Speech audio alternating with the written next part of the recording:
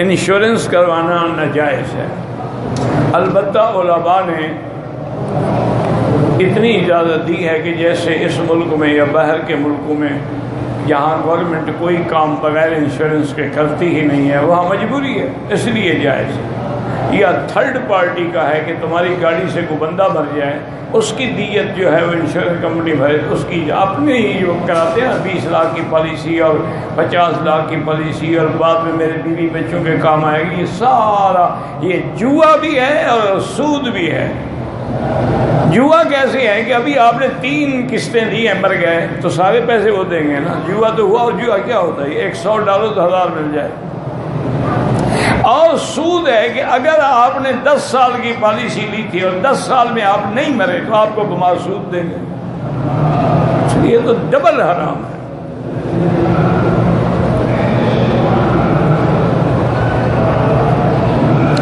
وہ جو ہے نا جی ویب سائٹ جو ہے اس کا نام ہے مکتبہ شاملہ، اس کا نام ہے عربی میں مکتبہ شاملہ، اس میں تقریباً 60,000 کتابیں فیڈ ہیں۔ میں نے تو نہیں دیکھا، لیکن بہرحال جن نے بتایا وہ اچھے لوگ ہیں، وہ غلط کیوں بتایا ہوگا۔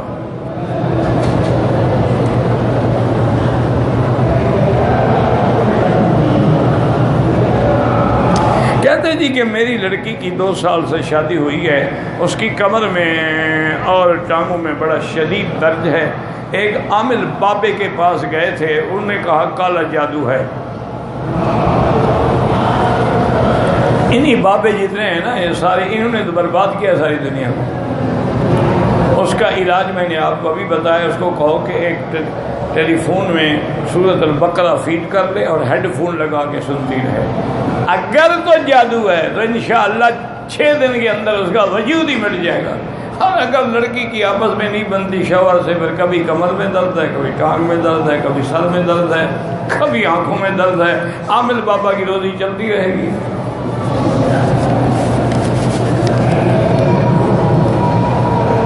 جب اشہد ان محمد رسول اللہ کہتے ہیں تو ہمیں بالکل درود پڑھنا چاہیے، کیوں نہیں پڑھنا چاہیے؟ جب بھی حضور کا نام آئے درود پڑھیں۔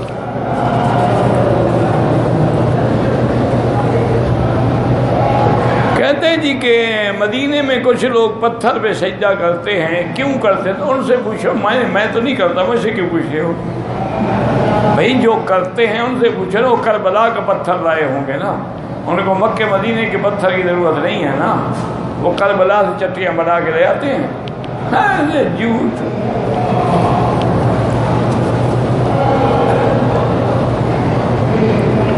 طواف زندہ آدمی کا نہیں ہوتا ہے۔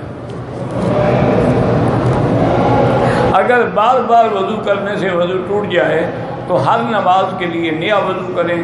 اب جو مغرب کو آپ وضو کریں گے وہ عشاء تک کافی ہے، چاہے ٹوٹ جائے ٹوٹتا رہے، عشاء کے لیے پھر آپ نیا وضو کریں گے۔ نماز کے دوران میں سجدے کی جگہ پہ نظر رکھیں، کیونکہ نماز جو ہے یہ عاجزی ہے، بندگی ہے، تذلل ہے، اس لیے سامنے نہیں ہونی چاہیے۔ آگے پیچھے کعبے کو دیکھیں۔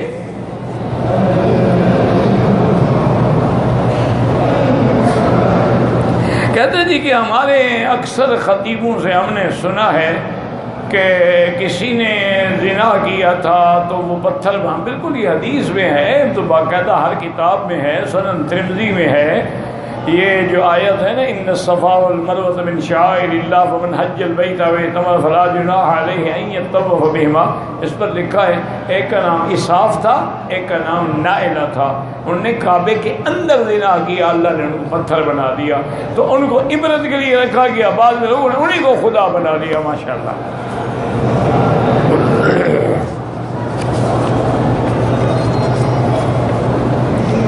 حضور کی جنازہ ہوئی نہیں تو پڑھائے کون؟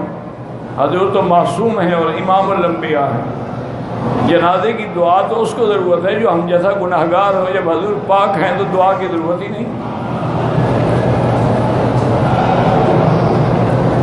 ابو طالب نے کلمہ پڑھا تھا نہیں پڑھا تھا؟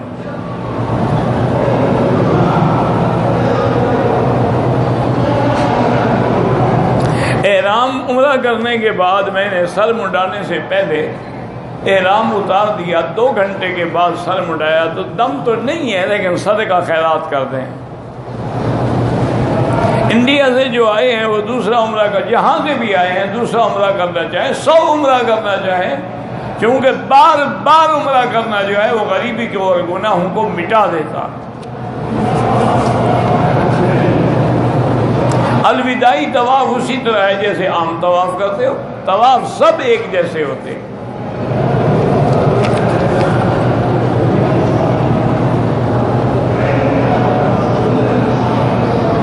اگر شوہر ہفتے میں 3 دفعہ اپنی بیوی سے خواہش کرے اس کو پورا کرنا چاہیے، کیونکہ تو قاعدہ ہے۔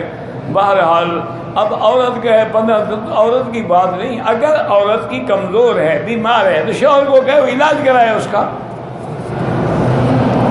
آسان علاج یہ ہے کہ میں آپ کو بتا دوں، میری بیٹی کوئی بیٹی ہے آپ ہماری کوئی بھی ہے تو یہ اگر آپ کے ملک میں اونٹ ہے نا تو اونٹنی کا 1-2 دودھ پیا کرو، پہلے تھوڑا تھوڑا شروع کرو 1 گلاس سے، پھر 1 کلو پہ آ جاؤ، اور اسی طرح اچھی سے اچھی کھجور جو ہے وہ ناشتے میں بھی اور رات کو بھی کھایا کریں، تو انشاءاللہ پھر شوہر ہی تنگ آ جائے گا، تم نہیں تنگ ہوگی۔ اسی لیے آپ نے دیکھا نہیں عرب لوگ 2-2 کلو دودھ پیتے ہیں، 1-1 کلو کھجور کھاتے ہیں، تو ان کو تو الحمدللہ کبھی بوڑھے ہی نہیں ہوتے۔ 90 سال میں دیکھ لیں 15 سال کی لڑکیوں سے شادیاں کر رہے ہیں۔ ہم نے عمرے کا ارادہ کیا، احرام طواف صفا کے بعد میرے والد صاحب بھی میرا حل کیا، میں نے اپنے والد کا حل کیا، ٹھیک ہے کوئی بات نہیں کر سکتے ہیں۔ پہلا عمرہ چاہے دوسرا عمرہ 2 روز کے بعد کرو چاہے روز کرو، نفلی عبادت ہے نا، جتنا پڑھو گے گول ڈالو گے اتنا میٹھا ہے، نہیں ڈالو گے تو نہ ڈالو۔ اب تہجد کی 8 رکعت، اب 100 رکعت پڑھیں جائز ہے۔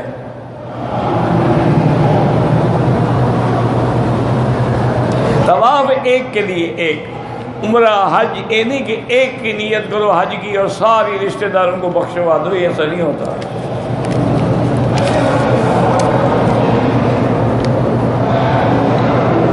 ایک آدمی 7-8 سال سے طائف جاتا ہے، 1 ماہ میں 1 بار مکے میں نے بتایا تھا نا کہ جب کام کے لیے آنا جانا ہے تو عمرہ ضروری نہیں ہے، 100 دفعہ تو بتا دیا، اب آپ کو تفصیل سے نہیں بتایا کیا معنی ہے تفصیل سے۔ جو ڈرائیور ہے میں نے مثال دی تھی کہ ایک ڈرائیور ہے روز طائف جاتا ہے، اب روز تو عمرہ نہیں کرے گا نا وہ، اس لیے ڈیوٹی والے لوگ جو ہیں ہفتے میں 2 دفعہ جائیں 3 دفعہ، ان پر عمرہ نہیں ہوتا ہے۔ مولانا طارق جمیل صاحب کے بارے میں آپ کی کیا رائے ہے؟ میری رائے کی کیا حیثیت ہے مجھے پہلے یہ بتائیں۔ وہ ایک عالم دین ہیں، اللہ نے ان سے دین کا کام لیا ہے، تبلیغی جماعت کے ساتھ ان کا تعلق ہے اور بڑے بزرگ آدمی ہیں، پوری دنیا میں اللہ نے ان کی آواز پہنچائی ہے دین کی۔ باقی رائے تو ان سے کسی بڑے عالم سے پوچھو نا، میں تو طالب العلم آدمی ہوں، میں تو ان سے بھی ایک چھوٹا ادنا طالب ہوں، میں کیا رائے دے سکتا ہوں۔ ایک عورت نے برقع پہن کے عمرہ کیا، اچھا کیا، لیکن چہرہ کھلا رکھا کہ نہیں، اگر چہرے کو اس نے نقاب باندھ دیا تھا پھر دم پڑ گئی۔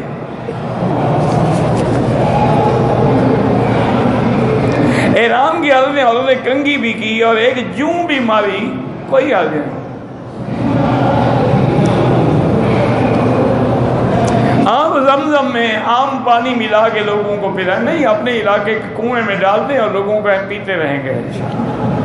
اللہ کے بندے زمزم کو بھی 2 نمبر بنانا چاہتے ہو، خدا کا خوف کرو، جتنا ہے تھوڑا ہے کہو بھائی اتنا لے آئے ہیں یہ 1 گھونٹ پی لو۔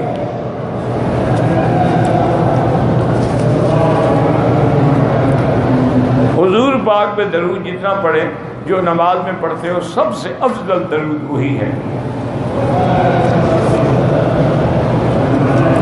بعض علماء کہتے ہیں کہ حضور پر جادو کا اثر نہیں، ان علماء کا ذرا نام تو لکھو، کون بعض علماء، نام بتاؤ مجھے۔ ایسے تو نہیں کہہ دیتے نا جی، جیسے شیعہ کہتے ہیں راوی کہتا ہے، کون سا راوی؟ دریا راوی سے نکلا، سترج سے نکلا، کہاں سے نکلا؟ اور کبھی ان کے ذاکر کہتے ہیں آواز آتی ہے، کہاں سے آتی ہے؟ ابھی شیطان سے آ رہی ہے، جن سے آ رہی ہے، بھوت سے آ رہی ہے، کہاں سے آواز؟ ایک مسئلہ ہے، بعض علماء کہتے ہیں بخاری شریف کی حدیث ہے خدا کا خوف کرو. بعض علماء کہتے ہیں جادو نہیں ہوا.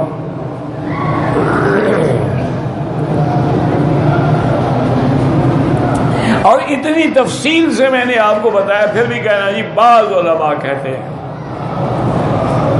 خسرہ جو ہے وہ خسرے کی امامت کر سکتا ہے. ہاں جی کر سکتا ہے. عورت کی کر سکتے, وہ کیوں نہیں کر سکتا؟ آج کل تو ویسے اللہ کی رحمت ہے, معلوم تو ایسے ہوتا ہے کہ تقریباً 90% ہم سارے خسرے ہی ہیں. معلوم تو یہی ہوتا ہے.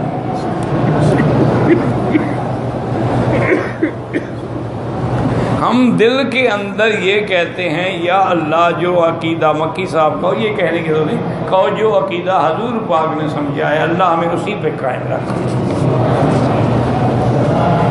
طواف کے بعد جو 2 رکعت ہیں وہ واجب ہیں, وہ نہ نفل ہیں نہ سنت ہیں. واجب الطواف. کسی کی بیوی نماز نہیں پڑھتی اس کو طلاق دیتے ہیں, ہم بالکل اگر وہ نہ مانے تو اس کا علاج پھر یہی ہے کہ بلا وجہ تم بیوی کی وجہ سے تو جہنم میں نہ جاؤ نا. یا ایھا الذین آمنوا قوا انفسکم واہلیکم نارا وقودھا الناس والحجارہ.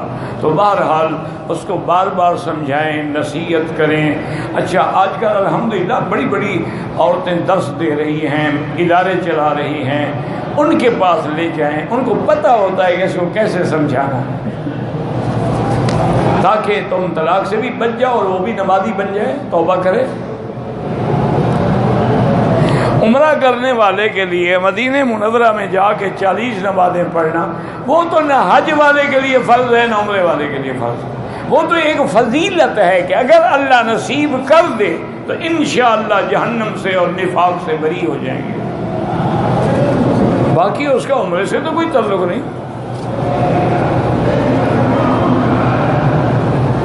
بعض علماء کہتے ہیں کہ تبلیغ کرنا جو ہے صرف علماء کا کام ہے, پوری امت کے ذمہ تبلیغ ہے. کنتم خیر امت اخرجت للناس تأمرون بالمعروف وتنہون عن المنکر.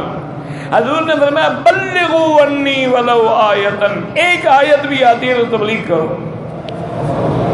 یہ اصل میں جان چھڑانا چاہتے ہیں تاکہ یہ دین کا کام بند ہو. اصل ان کو تکلیف یہ ہے, پھر باقی بہانے ہیں.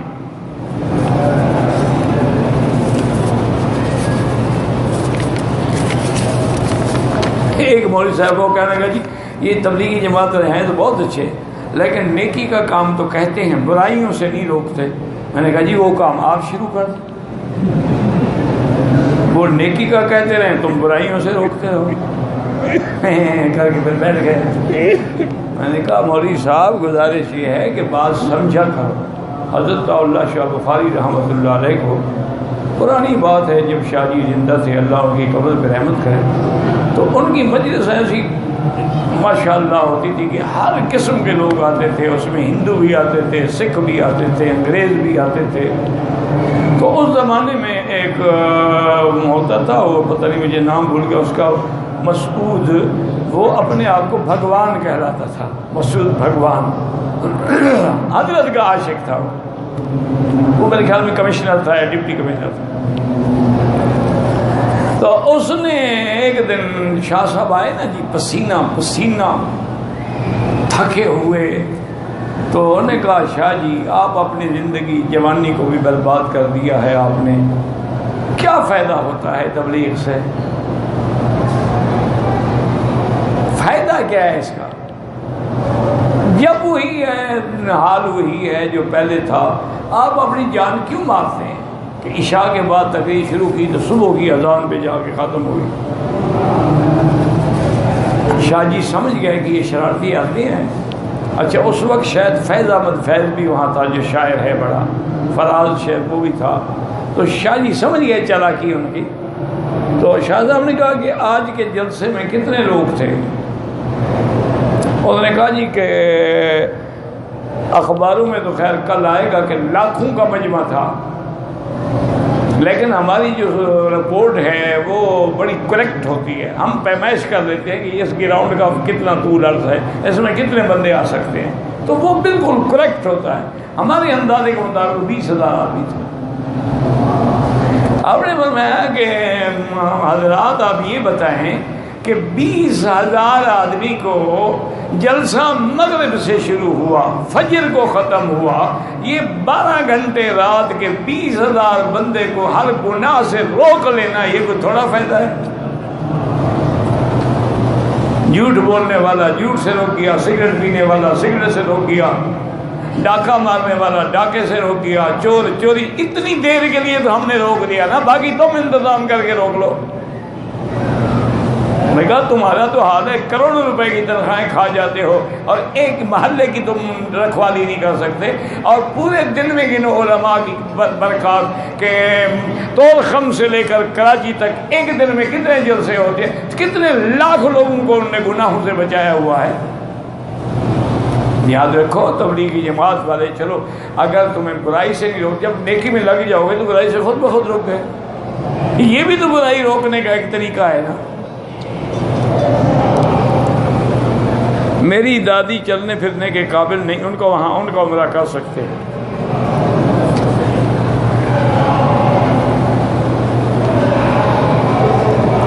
حضرت عائشہ سے حضور نے فرمایا کہ احرام باندھ کے مسجد عائشہ سے عمرہ کریں، بالکل مسجد عائشہ سے انہوں نے عمرہ کیا۔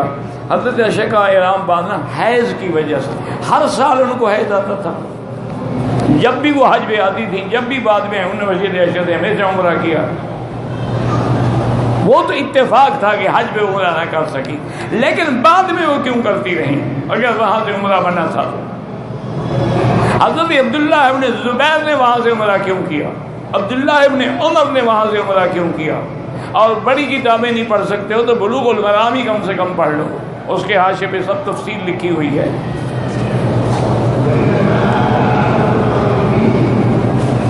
کہتے ہیں کہ بعض لوگ جو ہیں ثواب کے لیے ہسپتالوں میں اپنا خون دیتے ہیں، ٹھیک ہے، وہ بھی عطیہ ہے تاکہ کوئی بندہ تمہارے خون سے بچ جائے۔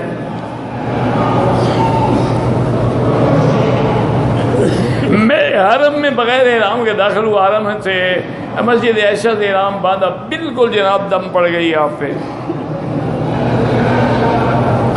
کوئی آدمی اپنے والدین کے پاؤں دھو کے پی سکتا ہے، کوئی ضرورت نہیں ہے، تم ان کی اطاعت کرو، خدمت کیا کرو، صرف پانی دھو کے نہ پیو تاکہ زمین جلدی دے مرے اور فوت ہوں۔ سردی کے دن ہوں اور آپ پاؤں دھونے شروع کر دیں تو ابا جلدی کرے گا نا۔ جو کام شریعت میں نہیں ہے، پاؤں دھو کے پینے کا پتہ نہیں کیا شوق ہو گیا ہے تمہیں۔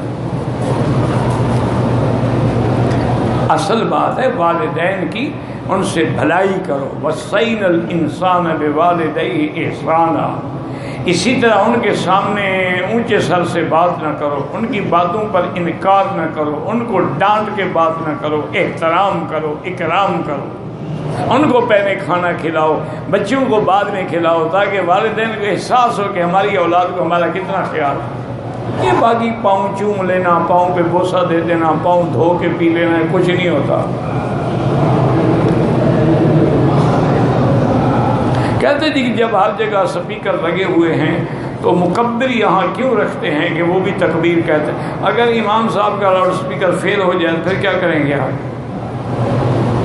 نہیں، سپیکر پر آپ کی گارنٹی ہے کبھی فیل نہیں ہوگا، اس لیے وہ احتیاط ہے کہ اگر خدا نہ خواستہ وہ فیل ہو گیا تو مکبر کی آواز ہمیں آ جائے گی نا، نماز تو خراب نہیں ہوگی نا۔ یہ صرف مکہ مدینے میں اعتراض کرنے کے لیے آتے ہیں اور ان کا کام شام کوئی نہیں ہے۔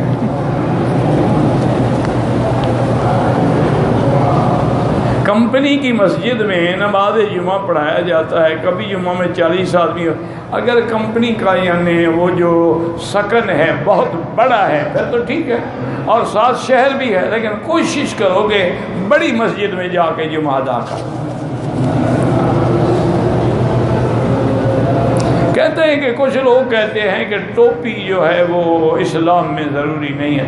اسلام میں تمہارا سر ضروری ہے، نہ ہو تو اسلام کو نقصان ہو جائے گا۔ حضور نے خود ٹوپی پہنی ہے، کوئی شرم کرو، حضور بھی اعتراض کر رہے ہو۔ اور حضور کی کئی ٹوپیاں مبارک تھیں۔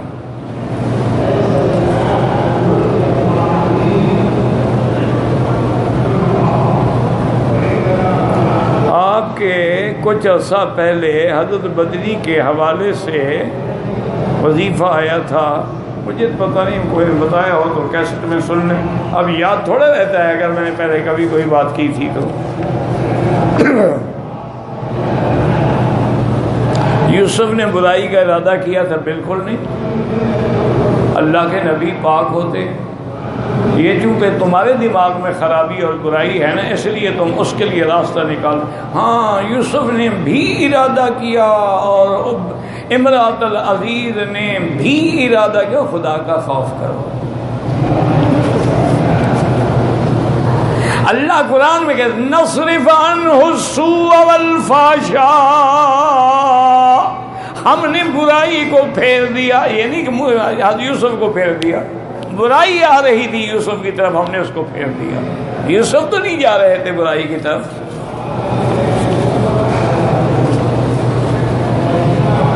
مسلم گھرانے میں پیدا ہوئے، اس لیے ہمارا کیا کمال ہے کہ یہ بھی تو کمال ہے نا کہ اللہ کی ہم پر انعام ہے کہ ہمیں مسلم کھاتے میں پیدا کیا ہے۔ کیوں کمال نہیں؟ کمال ہے۔ بہرحال جو نو مسلم ہیں اللہ ان کو بھی اسلام پہ ثابت قدم رکھے۔ میری زکوٰۃ رجب میں ہوتی ہے، میں زیادہ ثواب کے لیے رجب کے بجائے رمضان میں ادا، کوئی بات نہیں، آئندہ پھر ہر رمضان میں ادا کرو۔ میقات کا معنی ہے کہ جہاں سے احرام باندھے بغیر آپ مکے نہیں جا سکتے، جیسے مدینہ منورہ ذل حلیفہ میقات ہے، الجحفہ میقات ہے، قرن المنازل میقات ہے، یلملم میقات ہے۔ تو یہ سارے 5 میقات ہیں جو حضور نے مقرر فرمائے۔ ہن لہن ولمن اتی علیہن۔ کہتے ہیں کہ مارکیٹ میں جو شیئر بکتے ہیں ان کا کاروبار کر سکتے ہیں، اگر شیئر اس کاروبار کا ہے جو کاروبار جائز ہے تو ٹھیک ہے، لیکن اگر ایسی کمپنی ہے جو شراب بیچتی ہے تو اس کا تو شیئر لینا حرام ہے۔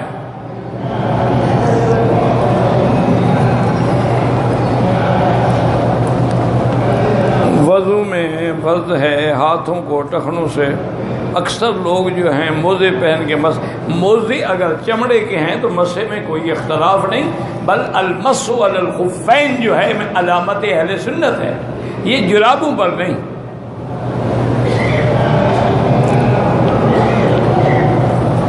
اگر آدمی تمام زیارات نہ کر سکے، کون سی زیارات؟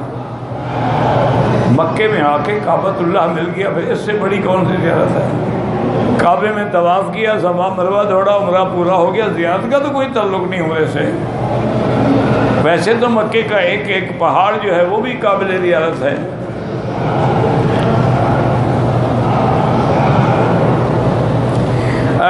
کسی نے والدین کو 500 ریال دیے تھے کہ کبوتروں کو دانہ ڈالیں، بالکل ڈالیں، لیکن ایسی جگہ ڈالیں جہاں پاؤں میں نہ آئے، یعنی خاص جگہ بنی ہوئی ہیں وہاں جا کے ڈالیں۔ فاتحہ کرنا کیسا ہے، 40واں کرنا سب بدعت ہے، اور کیسا ہے؟ سورۃ القاریہ کی آیت پڑھی، آگے بھول گیا، لقمہ دینے والا بھی نہیں تھا تو کیا کہ دوسری سورت شروع کر دے، بس ایک آیت پڑھ رہا ہے بھول گیا، پیچھے بتانے والا بھی کوئی نہیں، دوسری سورت شروع کر دو جو تمہیں آتی ہو۔ مکے میں رہنے والے گھر سے عمرہ نہیں کر سکتے، لازماً یا مسجد عائشہ جائیں یا جلانہ جائیں۔ مسجد کی اذان سنائی دیتی ہے، جہاں کام کرتے ہیں وہاں جب بات کر، پھر اذان جب سنائی دیتی ہے اذان، دوبارہ ضرورت نہیں اذان کی۔ جدے کے مقیم مکے کی زیارت کے لیے ان کے لیے عمرہ ضروری نہیں ہے جو جدے سے ہے، چونکہ جدہ میقات نہیں ہے، علم میں ہے، حرم کے باہر ہے۔ جدے کے جانے والے اگر مدینہ جائیں پھر مدینے سے مکہ آئیں تو احرام ضروری ہے، اگر مدینے سے جدہ آئیں کوئی ضروری نہیں۔